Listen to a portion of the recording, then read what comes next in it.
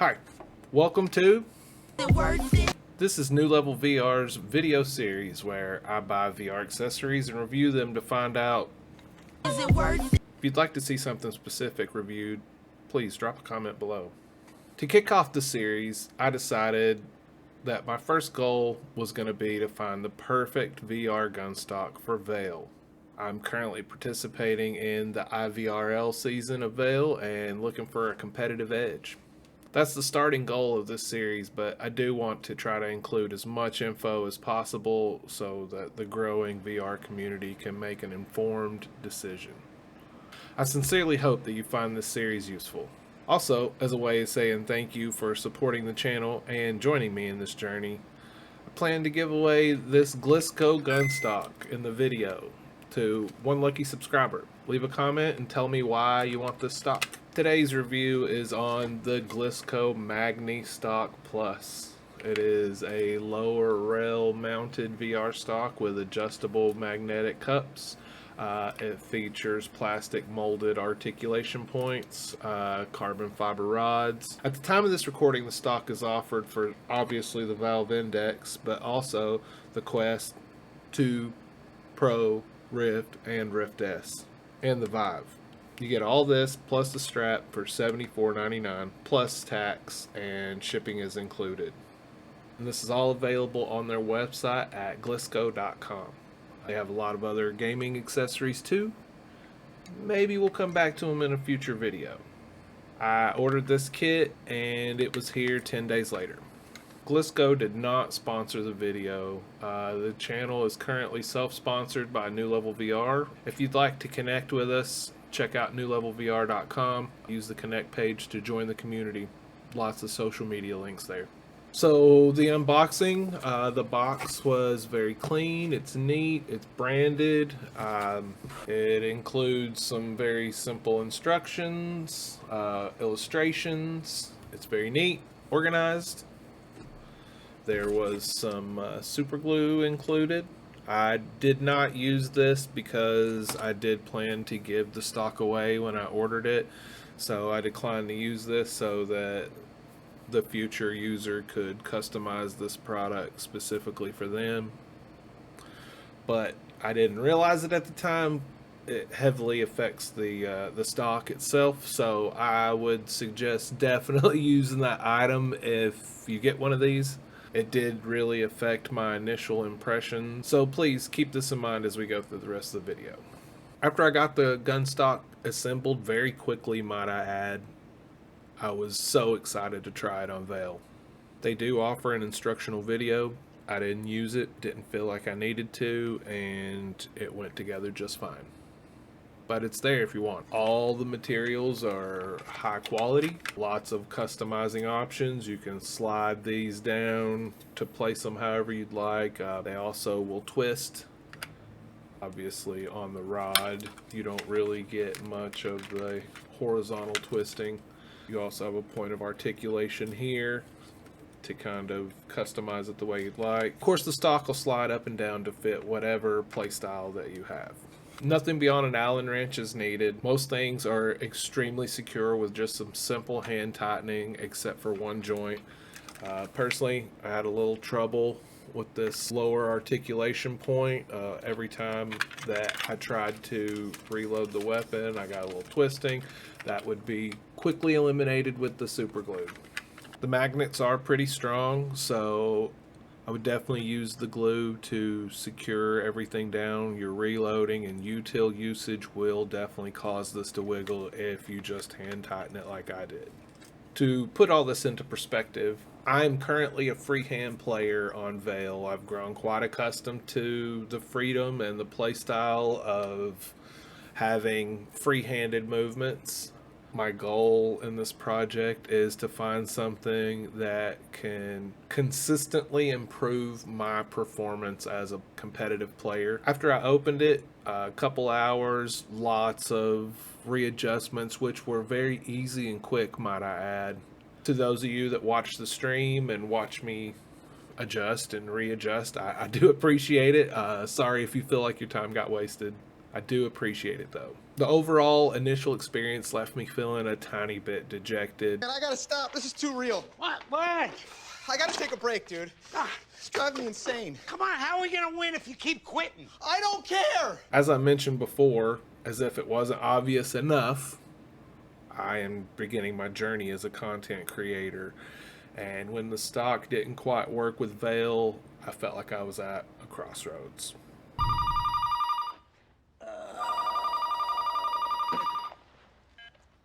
What? Frank, the VR stock isn't working with Vale. Whoa, Mac. Dad. Slow down. What are you saying? Oh man, I think I gotta quit the video. No, don't quit just yet. Look, have a drink and calm down. Okay, fine. I think maybe I could go a few rounds with some other Stuff shooters. it down with Brown. That's the best way to deal with things. Okay. Kid's a mess. So after it didn't quite work out with Vale, I decided to try some other VR FPS shooters to see if I couldn't paint a better picture of maybe what this gun stock offers.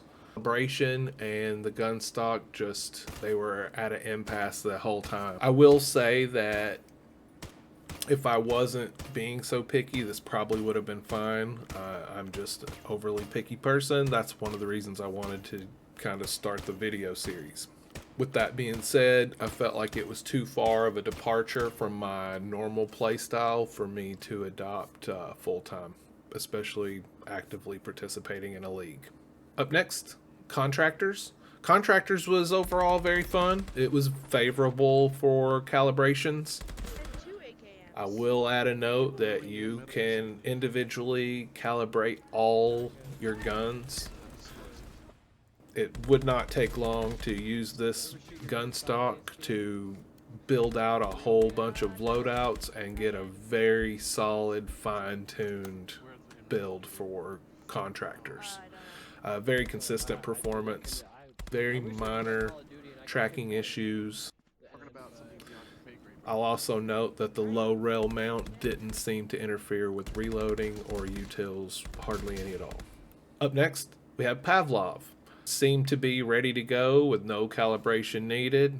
Not that Pavlov offers such a function, but I did have slightly imperfect tracking. I did feel like the gun wiggled a little excessively.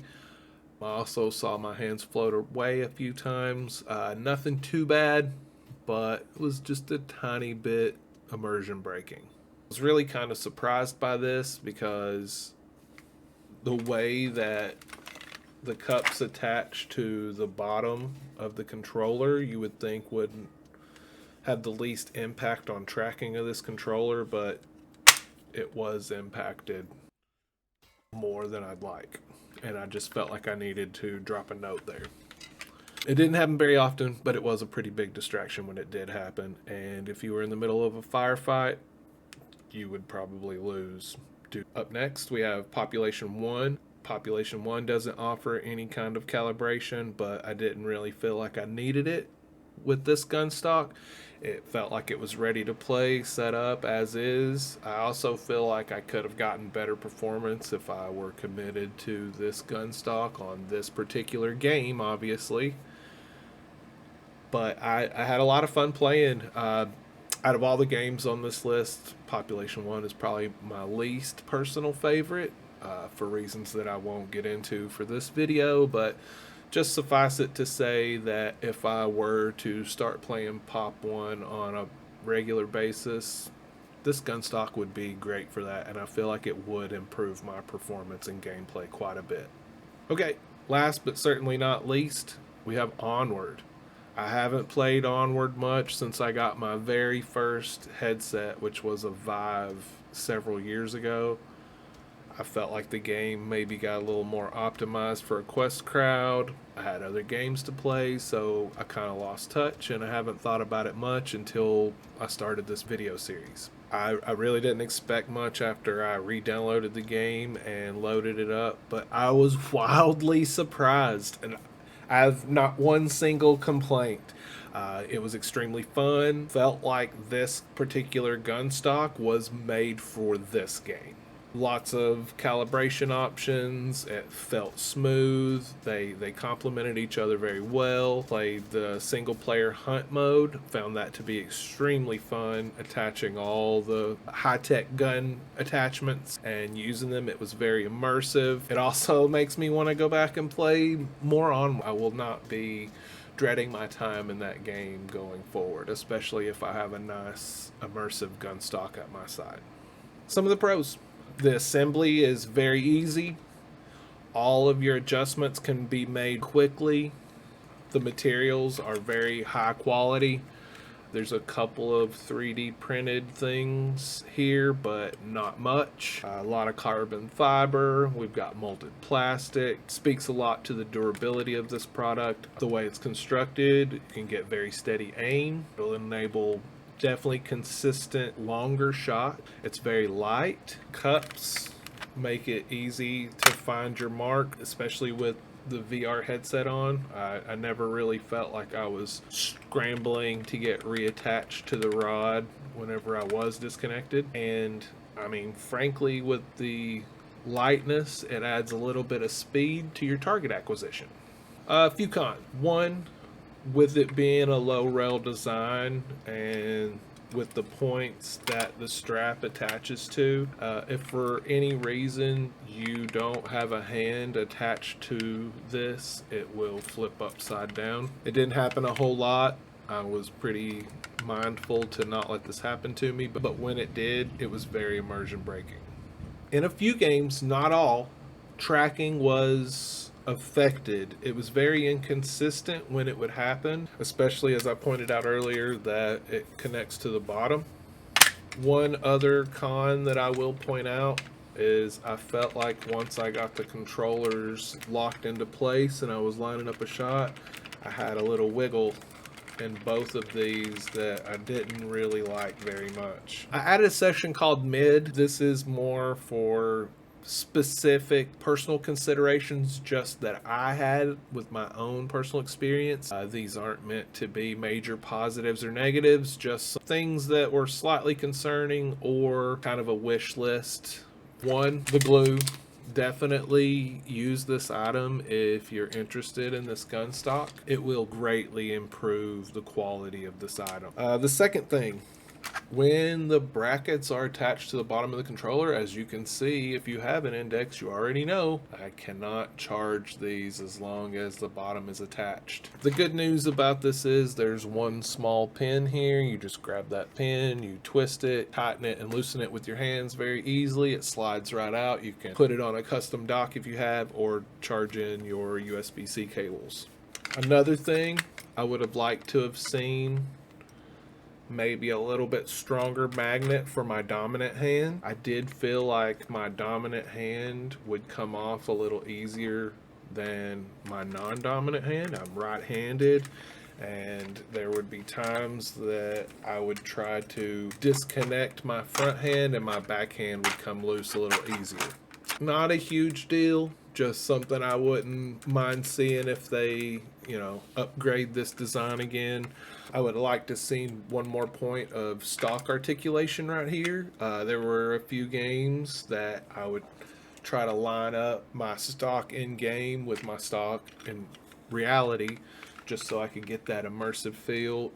For the most part, it lined up for a lot of games, but not all. I do feel like if there was a point of articulation here to where I could maybe change the angle of this, it might have helped.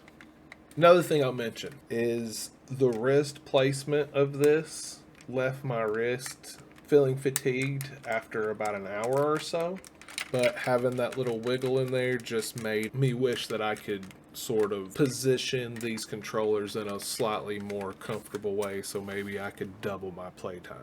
Last thing to point out, in my personal setup and the way that I use this, twisting bolts were really nice for hand adjustment, but this one in particular and clasp on the strap were digging into my ribs a little bit, especially, you get amped up, you're in the middle of a firefight, you hug it a little tighter, and you feel a little discomfort poking you in the ribs. It's not a deal breaker by any means. I just wanted to give you as many data points as possible. This will be on a scale from 1 to 10. These grades are meant to give some consistency to the videos, so maybe as we go through the series, you can compare later videos with earlier videos. Hopefully the videos improve, but I want to try to keep the format as consistent as possible. I will be grading on a 10-point scale, 1 being the lowest, 10 being the highest. Gameplay improvement. I gave the Glisco a 7. When I could get it set up, it definitely increased my accuracy by quite a bit, especially on long shots. It was comfortable, it's light. I feel like I could maybe even give it a higher grade if I used it a little bit longer and committed to it. Next up, we have comfort and immersion. I also gave it a 7 in this category. It's super light. The magnet cups find their home really quickly. The strap is nice. It has a little built-in elastic for a little flexibility. The connectors did poke me in the ribs, so that might have been one of the downfalls of the immersion and comfort braking. Not a big deal, but still worth mentioning. Reload and utilization. I gave it a 4 on this. The magnets make it tough to reload and make use of utils when you're in a combat situation. There was several times that I definitely lost a firefight because I was having difficulty reloading or disconnecting a magnet. These things would probably be minimized over time, especially given repeated use, but still worth mentioning. We also have purchase experience. I gave the Glisco a 9. Very affordable. The parts are very high quality. The shipping is free. They included a very high quality strap. The packaging was clean. It was very adjustable for most games. And it arrived in a very timely manner. Appearance. This is how you look when you're using the weapon. This is rather trivial, but I still think it's worth mentioning. I gave the Glisco a 4. Not that it looks bad, it's just hard to do a cool gun aesthetic with a low rail design. I think it looks about as cool as it can, considering the design choices. Like I said, this definitely isn't necessarily a highly sought after grade, but still something worth mentioning. I think the Glisco Magni-Stock Plus is definitely worth the price. It just didn't meet my extremely high standards for Veil. However, I do believe, given a longer timeline, that much more would be possible. It has quality materials, it's very durable, the adjustments are quick, it's in the lower end of the affordable price range. It has lots of upside, even if it seems like I had a little bit more critique. If you like what you've seen, you can support New Level VR. You can get some fresh shirts. We have stickers. All that stuff's available at newlevelvr.com. Level up. New Level VR.